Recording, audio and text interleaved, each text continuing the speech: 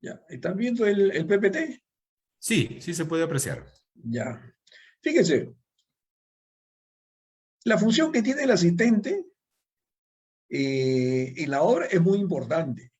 Es de mucha ayuda para el residente y para el supervisor. Muchos dirán, bueno, pero ¿cuál es el perfil que debe tener el asistente? El asistente puede ser un egresado de la universidad, puede ser un bachiller, puede ser un profesional joven, egresado, ya sea titulado, puede ser ingeniero, puede ser arquitecto, como también puede ser un técnico de construcción civil, ¿ya? Estos profesionales tienen ya conocimiento. Acuérdense que en las universidades, la carrera de ingeniería civil y de arquitectura, que son afines para la ejecución de obras civiles, digamos, tienen conocimiento ya, ¿no? Dentro de su formación. Por ejemplo, qué cosa es un análisis de costo, un presupuesto, una programación, ¿no? Ya tienen una base. Entonces, por lo tanto, va a ser de mucha ayuda para el residente y para el supervisor. Lógicamente que en la obra pues va a aprender muchas cosas y para eso tanto el residente como el supervisor van a ser como su profesor, su guía. No todas las dudas que tenga se lo van a hacer pues a ellos. Es la única forma de poder aprender. Ellos van a aprender mucho en la, digamos, en una obra. Pero hay que tener en cuenta lo siguiente. El asistente técnico, muchos piensan que solamente es hora por contrata. No. El asistente técnico puede ser, por ejemplo, en una hora por contrata, una hora por administración directa y también en obras privadas. El caso es totalmente diferente cuando es asistente de una obra por administración directa y tiene que saber la parte conceptual. ¿Qué diferencia hay entre una administración directa y una hora por contrata? Para eso tiene que leer los marcos normativos. Por ejemplo, cuando son horas por contrata, tenemos nosotros el reglamento de contratación del Estado, la ley 3225, ¿no? Y la resolución de Contraloría, en el caso de lo que es horas por administración directa, la 195-88. Cada digamos, tipo de obra tiene un marco normativo y eso lo tiene que leer. Y los dos, lógicamente, por contrata y por administración directa, en ambos casos utiliza el expediente técnico. El expediente técnico también lo tienen que leer y saber interpretar. El documento, el expediente técnico es un documento clave del asistente. Ahí va a encontrar todo. Ahí va a encontrar todo lo relacionado, digamos, al material. ¿Cuál va a ser la calidad? Porque cualquier material no se puede utilizar en la obra. Esos materiales tienen que tener un control de calidad. Tienen que ser certificados y los únicos que dan la certificación son los laboratorios. Tienen que ver la asignación de personal. Casualmente vamos a ver, ahora vamos a hacer una casuística, vamos a ver la casuística y luego vamos a ver la teoría. El tiempo es ajustado. Vamos a ver la casuística y ahí vamos a comenzar de manera detallada. Pero toda la información está en el expediente técnico. Hay que saber usar e interpretar los documentos que forman parte del expediente técnico. El residente, el supervisor le debe enseñar que el expediente técnico tiene cantidad de errores. Y lógicamente, como el asistente recién es un personal nuevo y no tiene mucha experiencia, lógicamente que no va a poder detectar los errores. Y miren los errores que se detectan generalmente en los expedientes técnicos. Uno de ellos es la famosa fórmula polinómica, que fácilmente es detectable, pero sin embargo, tanto al residente como al supervisor se le va. No se dan cuenta que la fórmula polinómica tiene error. Recién se da cuenta que la fórmula polinómica tiene errores durante la ejecución de la obra o inclusive en la liquidación. Es decir, al primero que se le va, o sea, se le da a varios, al primero que se le va es el Estado, porque el Estado para pagarle al proyectista tiene que darle la conformidad, que todos los documentos del expediente técnico están correctos. ¿Y quiénes son los encargados? Justamente los ingenieros de la oficina técnica de la entidad. Ellos revisan, supuestamente, tienen que revisar todos los documentos del expediente técnico. Y si hay un error, bueno, no se le paga, se le dice pues al proyectista, mira, hemos encontrado estos errores y tienes que corregirlo. Pero sin embargo, a ellos también se les escapa. Ellos son el primer filtro. Y el segundo filtro ya es el residente y el supervisor. Y el asistente técnico puede apoyar en ese sentido, porque es algo sencillo. Ustedes muy bien saben que para elaborar la fórmula polinómica se tiene que cumplir ciertos requisitos, lo que dice el Decreto Supremo 011-79-BC, que la suma de los coeficientes de incidencia tiene que dar la unidad. Mire, y ahí estamos viendo que la sumatoria de los coeficientes de incidencia es mayor que la unidad. Y también dice que los monomios se pueden subdividir en 2 o en 3 elementos, y cada uno de ellos con un porcentaje de participación. Si vemos, por ejemplo, el monomio que estoy indicando, solamente tiene un porcentaje de participación. Acá hay un error, le falta el complemento. Quiere decir que ese monomio de maquinaria se debe haber dividido en 2 o en 3 elementos. Solamente aparece uno nada más. El de la especialidad de lo que es arquitectura, sí, la sumatoria de coeficiente de incidencia es la unidad. Y así van a encontrar en la fórmula polinómica errores, que es sencillo, práctico de poder determinarlo. ¿Cómo hace usted, por ejemplo, para determinar el coeficiente de incidencia de la mano de obra y los gastos generales? Algo sencillo. Del consolidado de insumos, que también forma parte del expediente técnico, y el asistente lo tiene que leer, no solamente un documento, tiene que leer todos los documentos que forman parte del expediente técnico. Y es una función que lo puede hacer sin ningún problema, solamente es visual y saber lógicamente los requisitos. Y por formación, en la universidad le han enseñado. Entonces, ¿qué es lo que va a hacer? Del consolidado de insumos, suma el importe de la mano de obra, lo divide entre su total del presupuesto y le tiene que dar ese coeficiente que está en la fórmula. Si da un valor diferente, quiere decir que eso está mal. Lo mismo hace con los gastos generales, ¿no? Del presupuesto simplemente suma los gastos generales de utilidad y lo subdivide entre su total, inmediatamente ya sabe el coeficiente de incidencia cuánto es. Si aparece un valor diferente, también está mal. Fíjense, es sencillo de poder detectar rápidamente el error en la fórmula polinomial. Pero sin embargo, se le va pues a los ingenieros, ¿no? Entonces el asistente juega un papel muy importante ahí en apoyar también al residente o al supervisor en revisar el expediente técnico. Acuérdense que el reglamento de contratación del Estado dice que los dos tienen que revisar digamos, el expediente técnico, tanto el residente como el supervisor. Y hay asistente, va a haber un asistente para el residente y va a haber un asistente para el supervisor. O sea que es algo sencillo, no es nada complicado. Y otro que también lo puede detectar el asistente, siempre y cuando el supervisor o el residente le da la pauta, es en el estudio del suelo, ¿no? En la parte de conclusiones, ¿no? Siempre va a decir, dependiendo del contenido de sales que tenga el suelo, le va a decir, pues, si tiene un alto contenido de sales, le va a decir utilizar cemento tipo 5. Y ese cemento tipo 5 debe estar en el análisis de costos de la zapato o de la viga cimentación. Mira, algo sencillo, no es nada, no tienen que hacer ningún cálculo, solamente comparar la documentación y nada más. Eso es una de las funciones que tiene pues el asistente. Tiene que leer mucha información. El reglamento de contratación del Estado, como siempre también le digo a los residentes, a partir del título 7, capítulo 4, ¿no? Hasta el artículo relacionado a la liquidación, me parece que es el artículo 209. No es mucho, lo va a leer sin ningún problema. En vez de estar leyendo periódico, estar viendo, digamos, el Face, etcétera, o las redes sociales, sin ningún problema lo puede estar leyendo durante la ejecución de la obra. Otra de las funciones que realiza pues el residente, el asistente, perdón, es los materiales, ¿no? Usted sabe que siempre se necesitan, digamos, la cantidad de materiales que se van a necesitar para una determinada actividad. Y toda esa información está en el análisis de costos, está en los análisis de costos. Vamos a ver estos análisis de costos para poder, digamos, comentar cuán importante es este documento. Tiene un uso múltiple ese análisis de costos. No solamente da a conocer el precio unitario de la actividad, sino también da a conocer la cantidad de insumos o de recursos que van a necesitar, por ejemplo, para una determinada actividad. Por ejemplo, acá, en el caso de concreto en columna, le dice que para un metro cúbico, dependiendo lógicamente de la calidad del concreto, ¿no? Acá le dice para concreto 210 por metro cúbico, va a usar, por ejemplo, 9.74 bolsas. Y así en la arena gruesa y en la piedra chancada. Esa es la información que tiene que utilizar el residente para hacer su cálculo de materiales. Y también los costos, poder controlar sus costos. Y no solamente los materiales, sino también, digamos, el caso de la planilla.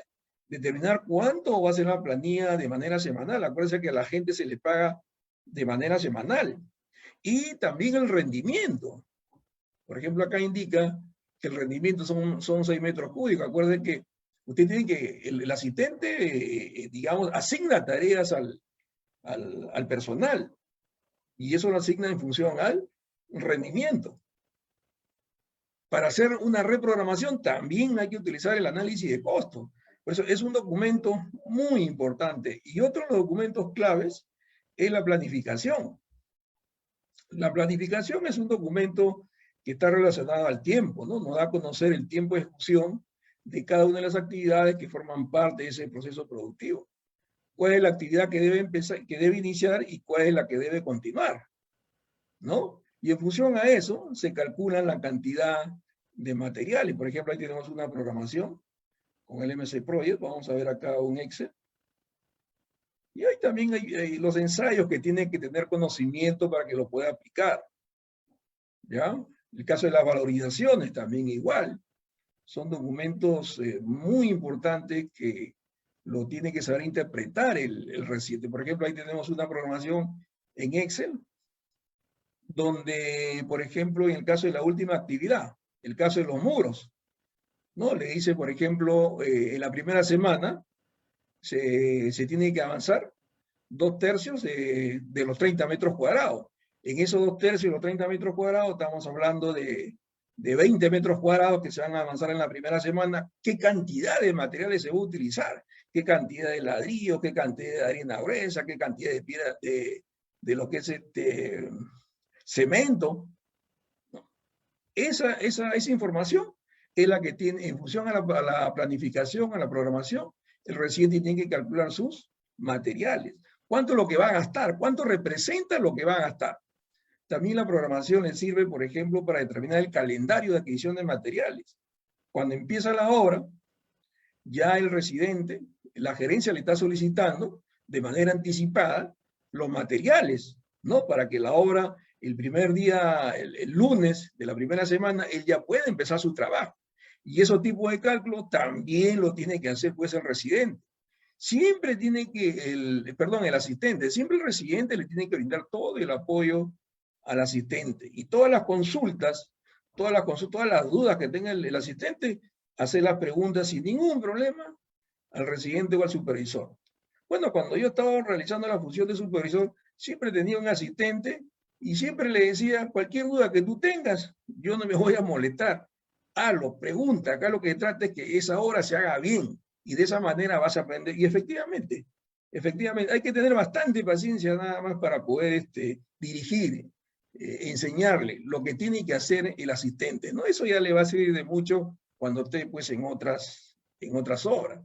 Fíjense lo que le estaba comentando, el caso de las tareas. Las tareas salen en función a la planificación. Y esto también es otro trabajo que realiza. Y el asistente está en condiciones de poder hacerlo. Usted ha escuchado del e-construction. Pero olvidemos momentáneamente de la parte general del e-construction. Vamos a extraer una parte del e-construction. Fíjese, en toda actividad hay 3 trabajos bien definidos. El trabajo productivo, el trabajo contributorio y el trabajo no contributorio. En la asignación de tareas que tiene que hacer el asistente, que es bastante sencillo, hay que, casi todos los días él tiene que metrar. ¿Para qué? Para calcular material, para poder controlar su producción y asignar tareas a los trabajadores. Por eso que el asistente está en condiciones de poder controlar los trabajos productivos, los trabajos contributorios y los trabajos no contributorios. De los 3, el que está generando pérdida es el trabajo no contributorio. Y ahí es donde el asistente juega también un papel muy importante, poder disminuir ese trabajo no contributorio. Hacerlo desaparecer, imposible. La función es controlar a los trabajadores para que se evite ese trabajo no contributorio. Y al optimizar ese trabajo no contributorio, el trabajo productivo es el que se va a incrementar. Pero ¿cuáles son cada uno de ellos? Creo que con las tomas fotográficas usted lo va a detectar rápidamente. Por ejemplo, ahí tenemos un trabajo productivo. ¿Qué cosa es un trabajo productivo? Es el que está generando, que se está ejecutando una actividad, está generando valor. Y ese trabajo productivo en la construcción, pues sobre todo en la parte del casco, arquitectura, sanitaria y eléctrica, siempre van a ver a los operarios realizando una actividad productiva. Ahí están viendo, por ejemplo, el caso del llenado de concreto, están viendo el albañil y están viendo el fierrero. ¿Qué están haciendo? Cada uno de ellos está produciendo una actividad. El fierrero está habilitando sus fierros para armar sus columnas, su viga de cimentación, de repente, o vigas, o placas, etcétera, según lo que le indica el plan. Ese es el trabajo efectivo que está realizando. El albañil igual, se dedica a sentar ladrillos. Pero para que el albañil se dedique a sentar ladrillo, hay que realizar un trabajo contributorio. Y ese trabajo contributorio, ¿qué cosa es? Es el peón, el ayudante, le tiene que proveer de todos sus materiales al albañil, del ladrillo, de la arena, del agua. Inmediatamente el ayudante está viendo que el ladrillo ya se está terminando, la ruma del ladrillo se está terminando, inmediatamente tiene que estar abasteciendo. La batea también se está terminando la mezcla, ya debe estar llenando la mezcla, ¿no? Esa función lo realiza el asistente, estar controlando al personal, ¿no? Ver la parte técnica, y cuando hablamos de la parte técnica, nos estamos refiriendo a las especificaciones técnicas, y las especificaciones técnicas forman parte del expediente técnico. ¿Qué cosa es una especificación técnica? La especificación técnica es un conjunto, es un documento técnico donde nos va a conocer la descripción de la actividad. Por ejemplo, en este caso de bañería. ¿Cuál va a ser el procedimiento constructivo? Te va a decir, pues, bueno, esos ladrillos antes de asentarlos tienen que ser humedecidos. No saturados, sino humedecidos, ¿no? Que la proporción de la mezcla debe ser 1,5, 1,4, ¿no? Debe ser cemento y arena gruesa. Que el espesor de la junta debe ser de 1 a 1,5. Eso lo dice la especificación, el procedimiento constructivo. ¿Cuál debe ser el control? También te va a decir cómo lo debes controlar, ¿no? Es decir, tiene que previamente humedecer el ladrillo, luego hacer el batido de la mezcla, ¿no? Debes usar herramientas, debes usar, no sé, el escantillón, la plomada, el nivel o el escaniplo, ¿no? La forma de medición, ¿cómo lo vas a medir para, digamos, para el caso de la valorización? ¿Y cómo va a ser su pago? En el pago está incluido, pues, digamos, la mano de obra, los materiales y el equipo, es decir, a todo costo, por unidad de medida. Todas las actividades tienen una unidad de medida establecida por reglamento de metrado. ¿Ya? Entonces, eso es lo que tiene que controlar, lo que tiene que ver el asistente. El trabajo productivo, entonces, es algo necesario para realizar una actividad. Es la única actividad que genera valor. El trabajo contributorio, como le estaba comentando, contribuye para que se realice una actividad.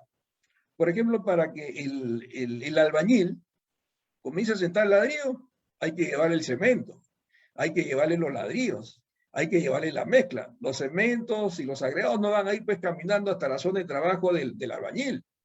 Los materiales van directamente al almacén. Esos materiales hay que llevarlos a la zona de trabajo. Llegan los fierros, esos fierros hay que descargarlos para llevar a la zona de trabajo, a la mesa de trabajo del fierrero.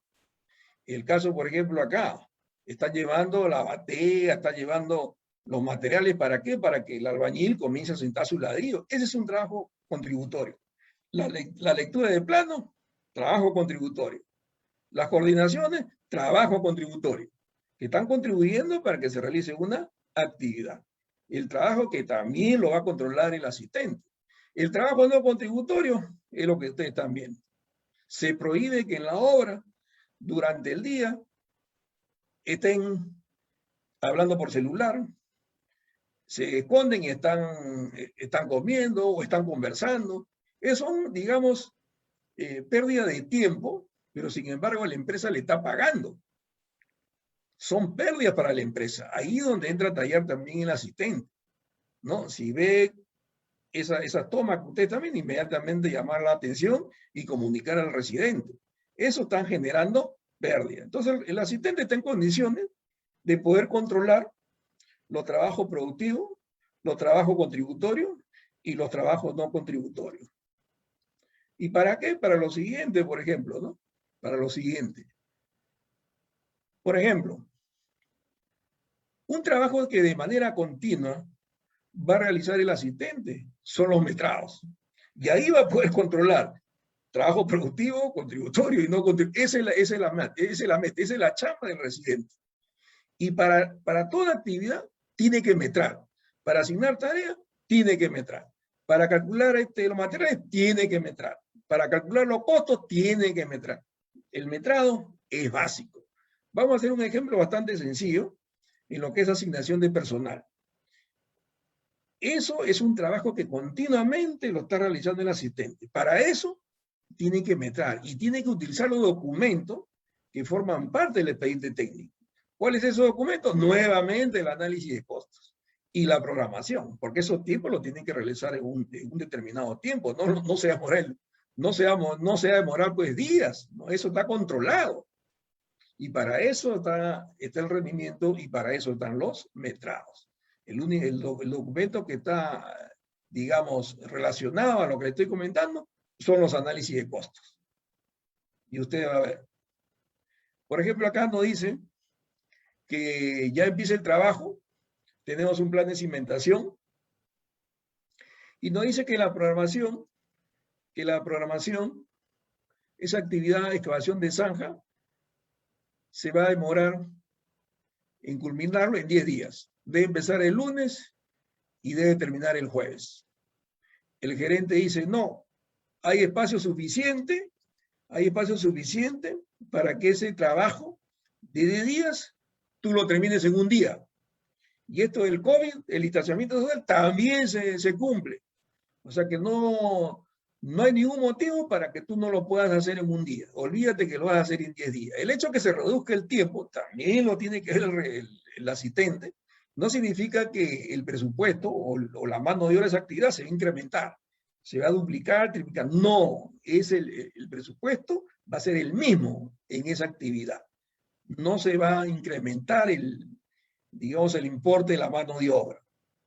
Entonces, muy bien, el gerente dice, bueno, ese trabajo hay que hacerlo en un día, no en 10 días, según lo que indica la programación. Muy bien, ¿qué es lo que va a hacer usted? Lo primero que tiene que hacer es metrar, ahí está. Por el tiempo yo ya le he metrado. Pero cuando usted va a hacer un metrado, la recomendación en el caso, lo primero que tiene que hacer es leer la lectura del plano. Y hay que saber interpretar. Tenemos el plan de cimentación y los detalles, los cortes, y analizar para poder simplificar los trabajos. De repente hay ejes que se repiten, son iguales en ancho, son iguales en profundidad y son iguales en longitud. O sea que eso me va a facilitar, va a hacer que mi trabajo de los metrados lo termine rápidamente. Pero si no lo lee, se va a demorar y de repente hay errores también en la cota, como sucede. Si usted ve, por ejemplo, el plan de estructuras, con el plano de arquitectura, muchas veces las cotas no, digamos, no son iguales, hay errores. Si usted ve los únicos planos acotados, usted tiene que tener en cuenta, es el plano de estructuras y el plano de arquitectura. Y usted verifica que la cota del eje A al eje B, en el plano de arquitectura es 20, de repente verifica el plano de arquitectura y no es ese valor, es otro valor. ¿No? Si siempre hay problemas de cotas. Entonces, antes, por ejemplo, de hacer esos trabajos, hay que leer los planos para evitar justamente pérdida de tiempo. ¿Ya? Muy bien. Entonces yo digo, por ejemplo, acá, que el eje 1 es igual al eje 3, porque los dos tienen el mismo corte. Entonces lo voy a comenzar a pintar. Voy a comenzar a pintar el plano de metrado. Usted a medida que va metrando, lo va pintando, ¿no? Para evitar cualquier error o para evitar confusión. Ahí está. Yo ya he analizado y he visto que el eje 1 es igual al eje 3. Ahí está. Es igual en ancho, es igual en profundidad y es igual en longitud. Muy bien. ¿Qué más? ¿Qué otro eje? El eje 2. El eje 2 también lo voy a pintar. Ahí está. Puedo mantener el color o le puedo cambiar de color, como usted quiera. Pero a medida que usted va metrando, lo va pintando, ¿no? Ahí está, ¿no? Los ejes verticales, el eje 1 igual al eje 3, tramo AB. El eje 2 del tramo BC. Ahí está. Del eje 1 y el eje 3 son iguales, 2 veces, la longitud, el ancho y la profundidad. ¿No? Lo mismo hecho con el eje B. Y finalmente obtengo pues el metrado. Ahí está, de los ejes verticales. Los ejes horizontales también hago lo mismo, ¿no? Veo que acá que el eje A es igual al eje C. Tiene que ser igual en ancho, igual en profundidad, igual en longitud. Y también lo vuelvo a pintar. Una vez que ya está pintado, quiere decir pues, que ya he terminado de realizar mis metrados. Y no va a haber confusión. Y siempre trabajar de manera ordenada. Es decir, digamos, debe empezar y terminar en un sentido. Empieza con los verticales y termina con los verticales. Una vez que ha terminado con los verticales, empieza con los horizontales. No estar en este plan. Metro el vertical, luego el horizontal, luego vertical y así sucesivamente. No. Empezamos por todos los ejes, ¿no? Primero todos los verticales y finalmente todos los horizontales. Muy bien. Luego de haber terminado el metrado tanto de excavación como de cimiento corrido, que también vamos a ver el cálculo de materiales, que también es otro de los trabajos que tiene que realizar el residente. Repito, el metrado es básico. El metrado es básico. Muy bien, ya viene la parte del tareo. Y acá también hay que saber interpretar la programación. He visto que muchos residentes cometen errores cuando hacen su planificación semanal. Y el asistente también igual. Entonces, este es el momento que usted va a corregir. Se va a dar cuenta que si trabaja en función a los rendimientos que aparecen en el análisis de costo, va a perder. Y les voy a decir por qué. Esos rendimientos que aparecen en el análisis de costos están en función a 8 horas. Por ejemplo, estoy asumiendo que el rendimiento para excavación de zanja para ese tipo de suelo X es 3.8 metros cúbicos. Pero 3.8 metros cúbicos está en función a 8 horas. Todos los rendimientos que aparecen en el análisis de costos están en función a 8 horas. Los trabajadores también tienen que tener en cuenta lo siguiente, el asistente. Durante la semana, los trabajadores deben laborar 48 horas. Quiere decir que el lunes a sábado trabajan 8 horas. Esa es la teoría. Pero en la práctica, los trabajadores de lunes a viernes trabajan 8 horas y media. Y el día sábado, 5 horas y media. Se van temprano el día sábado. Total, 48 horas. Si lo va a hacer en un día de 8 horas y media, entonces el rendimiento ya no es 3.8 metros cúbicos. El rendimiento va a ser 4 metros cúbicos. Ustedes me dirán, pero de punto 20, de 3.8 a 4 cubos no es nada, ingeniero, punto 20, pero si usted lo ve en metro lineal, porque la tarea se lo hará en metro lineal, no se lo hará en metro cúbico. Usted calcula su personal, por ejemplo, que le está saliendo 10 peones.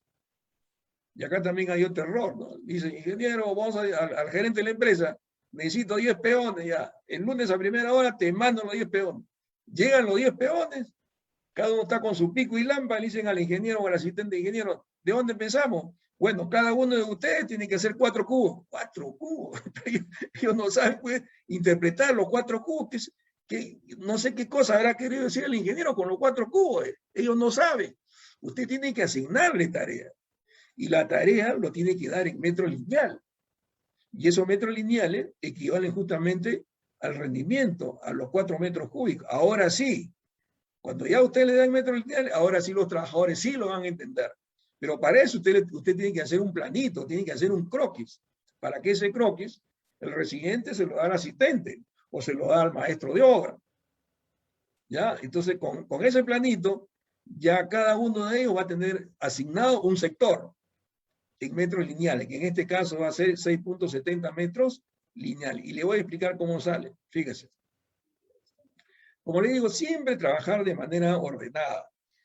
Asignar tareas, la asignación de tareas, en el caso de la zanja, lo tiene que dar en metros lineales. ¿Y cómo lo calcula? De esta forma. Por ejemplo, acá, los verticales. Regresemos al plano. Acá está, por ejemplo, tenemos que asignar tarea para este eje, para el eje 1. Este eje 1 tiene 20 metros lineales. Quiero saber cuántos peones voy a asignar a ese sector. ¿Cómo lo calculo? De esta forma. Pero ya sabemos que el rendimiento es 4 cubos, porque va a trabajar en un día de 8 horas y media.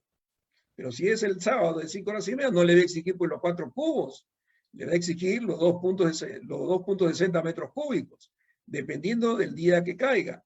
Ya, si es de lunes a viernes, 8 horas y media, y si es el sábado, 5 horas y media. Pero estamos hablando del día lunes de 8 horas y media. Muy bien. Como la tarea lo va a dar en metros lineales, la asignación de tarea en metros lineales, entonces ustedes dicen lo siguiente, ¿no? La longitud, sabe que el ancho de la zanja es 60, la profundidad es 1 metro, la incógnita es la longitud. Pero yo sé que este producto de la longitud por 60 por 1 metro debe ser igual a 4 cubos. De acá despejo L y sé que redondeando la longitud, que equivale a los 4 metros cúbicos, son 6.70 metros lineales. Ahí está la tarea del primer trabajador. ¿Cuántos peones voy a necesitar en ese sector? Número de peones. Si en ese sector mide 20 metros lineales, ahí están los 20 metros lineales, ¿cuántos peones voy a necesitar en este sector? Entonces, ¿qué va a hacer? Va a dividir los metros lineales entre el valor de L, que equivale a 4 cubos, en este caso es 6.7. Entonces van a necesitar 3 peones. Pero ya usted sabe que son 10 peones acá.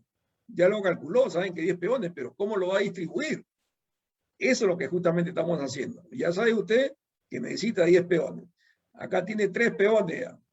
Pero 3 peones, como el eje 1 es igual al eje 3, acá hay 6 peones ya. 6 peones. En el eje 2, este es el eje 2. ¿Cuántos peones necesita? Hacemos lo mismo. ¿No? Tiene el mismo ancho, tiene la misma profundidad, lo que varía la longitud. Entonces acá sale 670. Necesitamos 2 peones. ¿Cuánto es la longitud del eje 2? La longitud del eje 2 tiene 1340. 1340 entre 670 tenemos 2 peones. Y la tarea sigue siendo los 6.70 metros lineales. En el eje A, en el eje horizontal, el eje A es igual al eje B. Pero ¿cuál es la sección de la zanja? El ancho es de 40 y la profundidad es 1 metro, ¿no? Lo mismo, la longitud que es la incógnita, el ancho es 0,40 y la profundidad 1 metro. Y el rendimiento es 4 cubos. De acá despejo L y me sale que la longitud es 10 metros lineales. 10 metros lineales, entre 10 metros que tiene ese sector, entre 1 me da 1 peón. Entonces ya tengo acá 3, acá tengo 6 peones, acá tengo 8 peones, y acá tengo 10 peones, porque estos son 2 sectores. El eje A es igual al eje B. Entonces ya sé la cantidad de peones que tengo. En primer lugar, yo ya la tenía calculado acá, pero lo que estoy haciendo es la tarea para cada uno de ellos. Entonces, como ya tengo la tarea, me voy al planito y digo lo siguiente, de manera ordenada. Me voy al eje 1, El eje 1, según los cálculos que hemos determinado, nos dice que es 6.70 metros lineales y debo tener 3 peones asignados ahí. Muy bien. Entonces lo voy a pintar.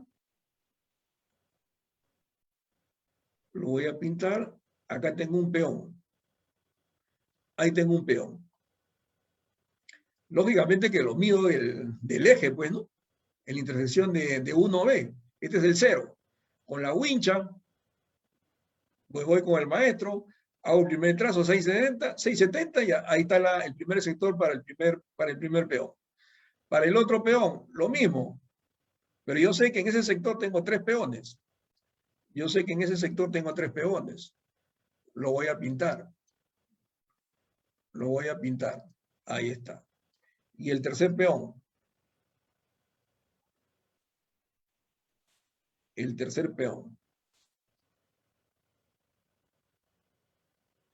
Ahí tengo mis 3 peones en el eje 1. Lo mismo en el eje 3, porque son iguales. Voy a tener otros 3 peones. Voy a tener otros 3 peones. De la misma forma, ¿no? Y a cada uno le voy dando su tarea. A cada uno le voy dando su tarea. Y están bien ordenados, están bien organizados. Porque si usted le dice, hazme 4 cubos, ellos no saben y van a perder tiempo. Lo que usted tiene que ganarle al tiempo. Ahí tengo yo 3, y 3 son 6 peones. Ya tengo asignados los 6 peones, ya están trabajando ya. Pero me falta asignar 4 peones. En el eje 2, tengo 2 peones. En el eje 2 tengo 2 peones. Muy bien. Marco nuevamente en el plano. Son 670 aproximadamente. Esto no te escala lógicamente. Voy a cambiarle de color. Ahí está. Y el otro peón. Y el otro peón. Ahí hay 8 peones ya. Ahí hay 8 peones. Y ahora en el eje horizontal. En el eje horizontal hay un peón por cada eje. Son 2. Entonces acá tengo el otro peón. Acá tengo el otro peón.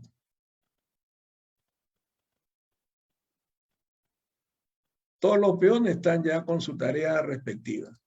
Ahí está. ¿No? Y acá tengo el otro peón.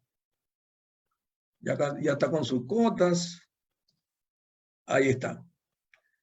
Yo asistente, por ejemplo, ya me han asignado esa tarea, he calculado, he hecho mi planito, y una vez que he elaborado mi planito, le doy al maestro hasta pintadito, ¿no? Entonces se le dice al maestro, mira maestro, del origen, llévate a un secretario, a un peón, y ahí jala tu wincha, y cada 670 metros lineales es la tarea para cada uno de ellos, tanto en el eje 1 como en el eje 3. En el eje 2 también lo mismo, 670 para cada uno. Y en el eje A y en el eje B son 10 metros lineales. Ahí está la tarea de los 10 trabajadores. Y esa excavación lo van a terminar en un día. Si usted trabaja de manera ordenada, no va a haber ningún problema.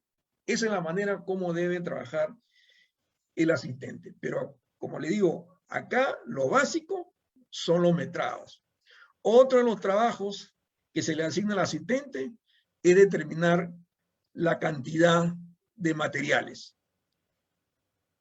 ¿Y cómo tiene que hacer la cantidad de materiales? También igual, metrado, pero ya le hemos metrado acá, el cimiento corrido. El cimiento corrido sale 36.04. Luego de haber metrado, ahora voy a calcular mi material, porque la gerencia me está pidiendo, ingeniero, usted hoy día termina con la zanja y mañana ya está vaciando ya. Entonces necesito que me des información. ¿Qué cantidad de cemento? ¿Qué cantidad de hormigón? ¿Qué cantidad de piedra? Olvídese que usted va a trabajar hacia la champa, que más o menos tanta bolsa de cemento, hormigón tantos metros cúbicos, la piedra grande también. No, eso no sirve. La informalidad lo tiene que dejar de lado. Para eso es el expediente técnico, para eso es el análisis de costo y para eso son los metrados. Esa es la chamba, vuelvo a repetir, del asistente. Y es algo simple. Usted abre su expediente técnico, busque el análisis de costos, cimiento corrido. Yo voy a simular que este es el expediente técnico. Busco cimiento corrido del análisis de costos, ¿no? Y hay que saber interpretar la información. Acá está cimiento corrido, ¿no? Acá me dice, por ejemplo, que por metro cúbico yo debo utilizar 0.49 metros cúbicos de piedra grande, 2.7 bolsas de cemento y 0.91 metros cúbicos de hormigón por metro cúbico.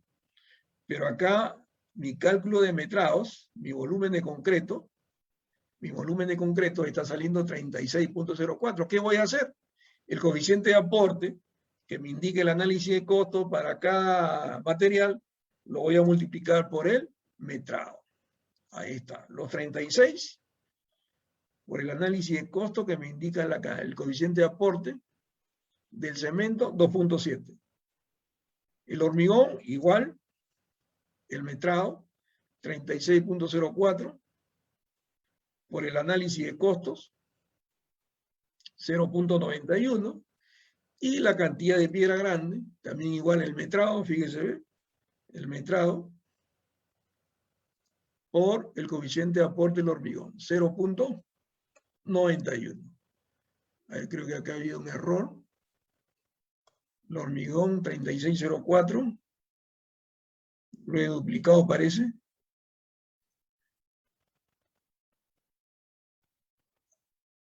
A ver, creo que me estoy confundiendo acá. El hormigón, ya, vamos a repetir. El hormigón, 0.91, y la piedra grande 3604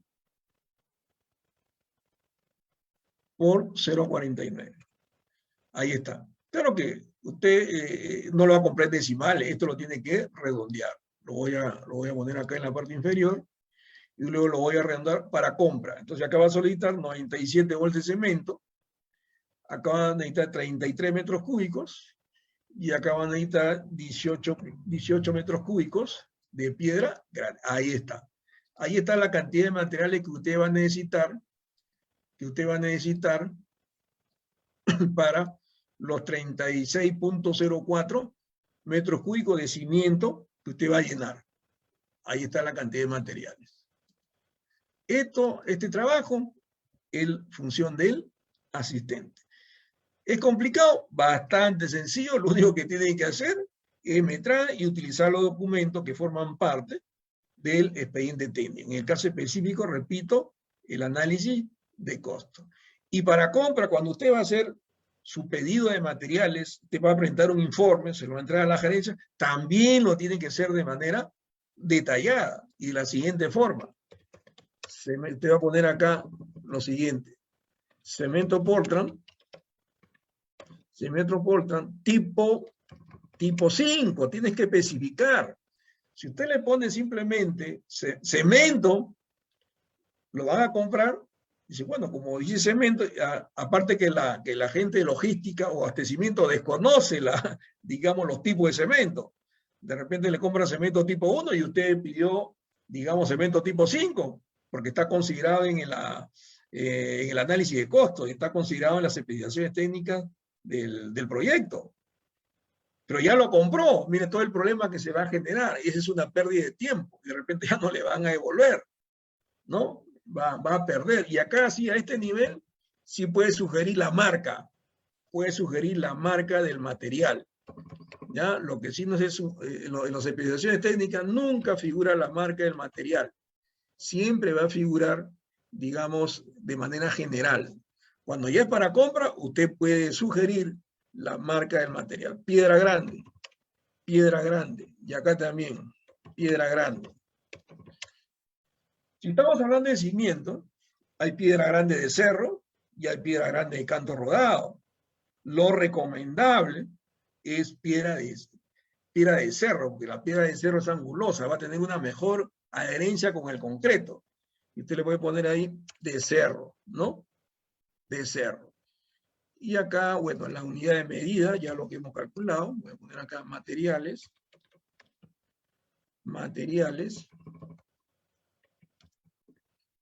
la cantidad, y acá viene lo siguiente, precio unitario. Muchas veces no lo ponen, y le voy a explicar cuál es el problema que se presenta cuando no consideran